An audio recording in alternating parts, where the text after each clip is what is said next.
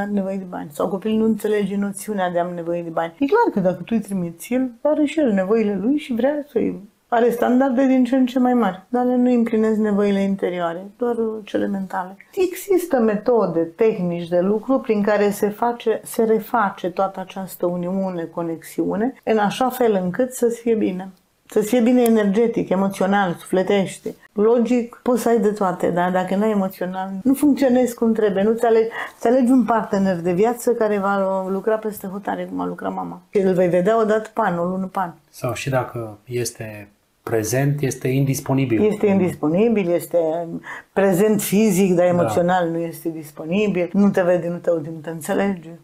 Câte cupluri nu sunt care trăiesc așa? Disfuncționale. Ce înseamnă a fi pe locul nostru într-un sistem familial? A avea locul tău înseamnă a fi numărul de apartenență, a fi exact unde trebuie.